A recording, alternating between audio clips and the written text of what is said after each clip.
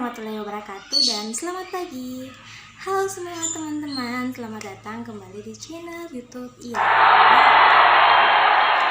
Jadi hari ini saya mau membahas mengenai pertanyaan-pertanyaan teman-teman orang-orang sekitarku mengenai berat badanku yang katanya turun. Dan mereka bertanya apakah Iyam diet?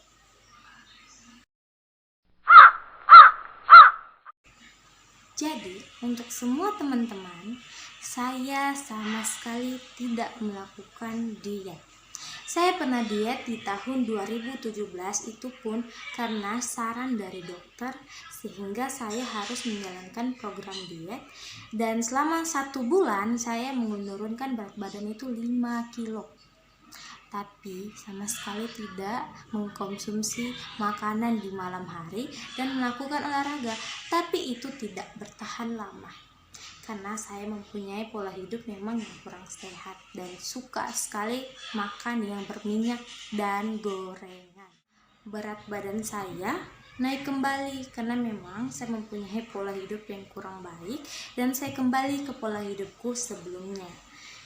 Tapi berat badan saya tidak kembali sampai segede 2016. Jadi berat badan saya hanya sekitar 55 dan 54 kg di tahun 2017 sampai di tahun 2019. Jadi perubahan drastisnya di tahun 2020. Di tahun 2020 saya sama sekali tidak melakukan yang namanya diet. Dan berat badan saya turun sebanyak 10 kilo.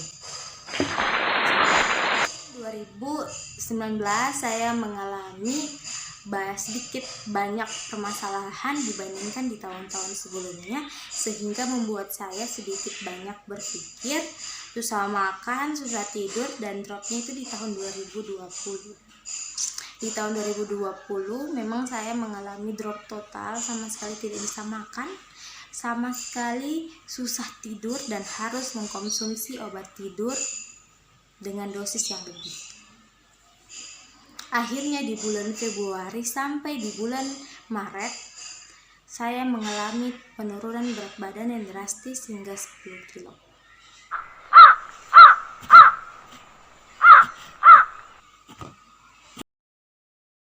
Di awal bulan 4 sampai sekarang saya mengkonsumsi yang namanya penambah nafsu makan, dan memang berat badan saya naik tidak drastis tapi masih dalam batas wajar. Itu kenapa bahwa saya selama 2 bulan pola makan saya itu berkurang dibandingkan pola makan saya sebelumnya. Jadi saya berpikir berat badan bisa dikontrol, bisa diturunkan melalui pola makan, melalui pola hidup teman-teman. Yang pertama, kita harus menjaga pola makan dan jangan begadang. 2 hal ini yang membuat berat badan saya naik sampai berkilo-kilo di tahun 2016. Jadi buat semua teman-teman yang bagaimana caranya diet, menurunkan berat badan, itu mindset yang harus diubah. Bukan bagaimana caranya kurus, tapi bagaimana caranya sehat. Ketika kita berpikir untuk kurus, otomatis di dalam pikirannya kita itu jadi buat apa kita kurus tapi kita sakit, dan buat apa kita berisi dan itu tidak menyehatkan untuk tubuh kita. Kali ini saya tidak membahas itu sebagai pembahasan utama. Skip. Pembahasan utama kita kali ini mengenai komentar-komentar orang yang mengatakan, Iyam sekarang lebih cantik, Iyam sekarang lebih kurus, lebih enak dilihat, lebih Saya bertanya, sejak kapan ada namanya standar kecantikan untuk perempuan?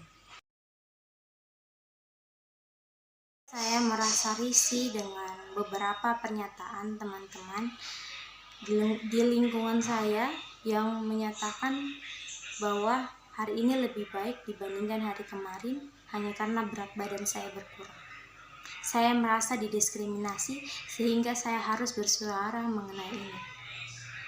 Ketika kalian mengatakan itu, sama dengan kalian mendiskriminasi orang sekitar kalian. Tidak semua orang itu harus kurus, tidak semua orang itu harus putih, tidak semua orang itu harus tinggi. Karena sudah jelas Tuhan menciptakan perbedaan untuk kita saling mengenal, bukan saling menjudge dengan menghilangkan rasa syukur dan ingin mengubah yang sudah diberikan. Kita sama-sama bertanya, sejak kapan standar kecantikan itu ada? Standar kecantikan dibangun di pemikiran masyarakat, sekali lagi mendiskriminasi seorang perempuan, di mana di iklan-iklan selalu menampilkan yang cantik, perempuan cantik itu harus tinggi, perempuan cantik itu harus putih, perempuan cantik itu harusnya rambutnya lurus. Dan kita menerima begitu saja, tanpa kita sadari bahwa saja seorang perempuan dieksploitasi untuk keuntungan oknum-oknum yang tidak bertanggung jawab. Perempuan dijadikan sebagai objek untuk bisnis. Sekali lagi, perempuan ditindas atas itu.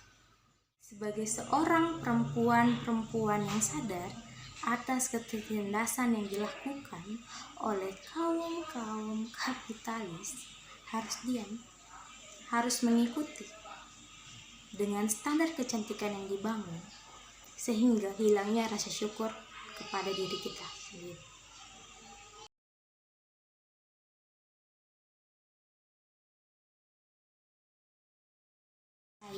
Ada 3 hal yang membuat seorang perempuan menjadi cantik. Yang pertama, dia berpikir. Yang kedua, dia perasa. Dan yang ketiga, dia mau bertindak. Ketika dia menjadi seorang perempuan yang berpikir, secara otomatis dia bisa membedakan yang baik dan yang mana yang buruk. Ketika dia menjadi seorang perempuan yang perasa, dia akan menjadi seorang yang lebih memperdulikan sesama manusia, memperdulikan lingkungan, memperdulikan binatang peliharaan, memperdulikan segala sesuatu sebagai sesama makhluk hidup. Dan poin ketiga yang paling penting, dia akan mengimplementasikan semua sesuatu yang dia lihat, yang dia tahu, dengan cara membantu, dengan cara merubah menjadi lebih baik. 3 hal ini membuat perempuan akan menjadi lebih cantik dan mempunyai kecantikan yang hakiki. Konten ini saya buat untuk semua perempuan. Jangan pernah merasa kurang, jangan pernah merasa jelek. Kalian semua itu cantik. Cantik dengan keistimewaan yang sudah diberikan Sang Pencipta. Banyak terima kasih untuk semua teman-teman yang masih mendengarkan konten ini sampai selesai. Selamat berjuang untuk kita kaum perempuan. Ayo kita hentikan eksploitasi terhadap kaum perempuan, diskriminasi terhadap sesama perempuan. Assalamualaikum warahmatullahi wabarakatuh.